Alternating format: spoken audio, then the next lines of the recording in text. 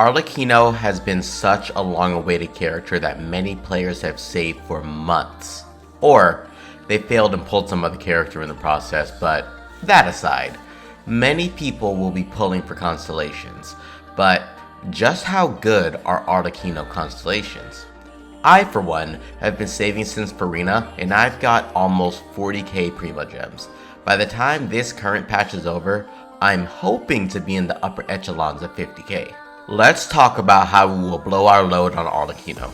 Wait, that came out wrong. How we will blow our load on Father, the upcoming stylish character in Genshin Impact. You do realize that still came out way wrong. Everything related to Arlecchino in this video is purely speculative and for discussion purposes only. So let's talk about her nodes along the way and see how each constellation may alter her gameplay. Let me start out by saying that Arlecchino's constellations are all about damage, with the exception of her first con, having a slight bit of utility when you actually dissect it. Let's first examine how her gauge works so you can see exactly how the constellations may affect your gameplay. I went over this in my last video, and I'll link a timestamp in the description if you need a refresher. If the gauge is above a certain threshold, she will get a massive damage boost, and this is actually massive. Because of this, you want to stay above that threshold.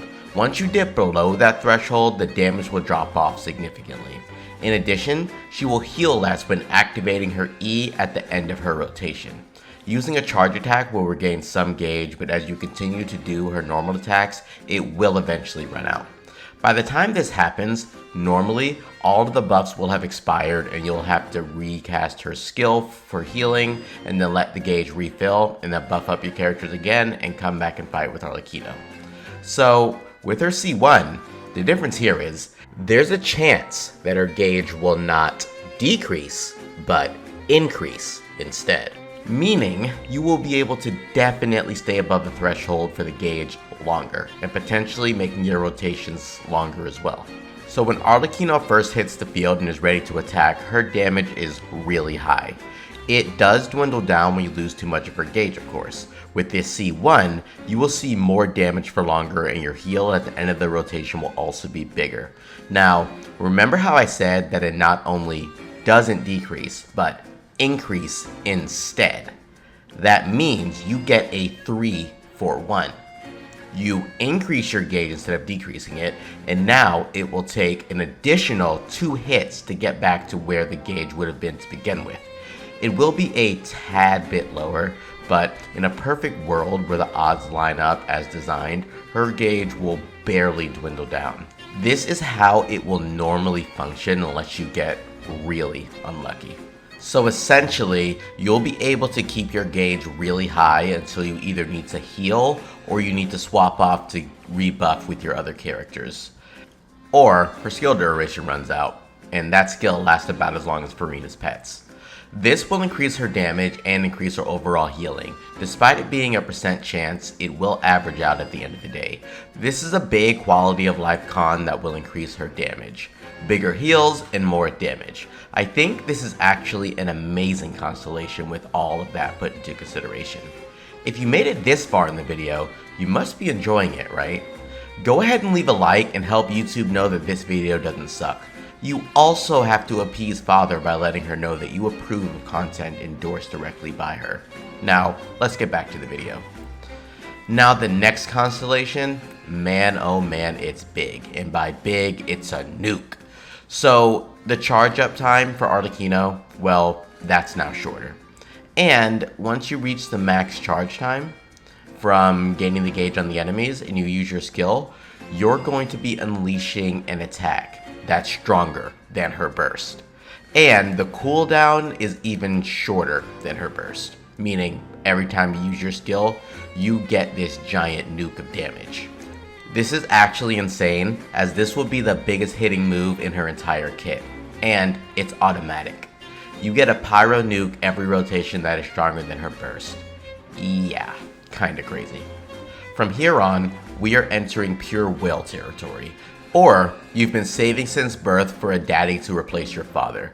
Or you've been wanting a strong daddy to emit daddy vibes. I know I have. For both situations. Anyway, C4 will allow her to burst and give you even more gauge than it already does. And what makes this even better is that if using your burst and your skill, you'll essentially have the charge up time completed instantly. This will also give you back 1/4 of the burst cost and reduce the cooldown by even more. More quality of life and also gives you a bigger gauge. I'll take that. Now, her C6, for those truly dedicated to her prowess. It's another pyro nuke. This is going to basically mean that she has 3 nukes when she hits the field. Her burst, her charge attack, and then her skill.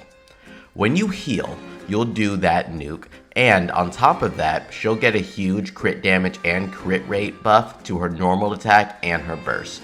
Pretty amazing stuff. But that's not really obtainable for most of us.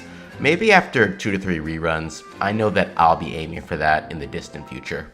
So all in all, at C0, Arlecchino is comparable to Hu Tao, but restricted because of the need for some sort of damage mitigation. All the way up to C6, the need for damage mitigation does not change, but the difference here is her power level upgrades tremendously with each constellation. Compared to the likes of Hu Tao, Arlecchino C2 blows hers out the water. Their C1 is comparable as quality of life upgrades, but beyond that is whale territory, so I won't really be speaking about that.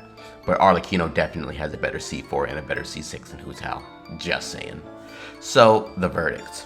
Arlecchino's constellations are very good, but they don't really do much to eliminate her drawbacks that she has at C0.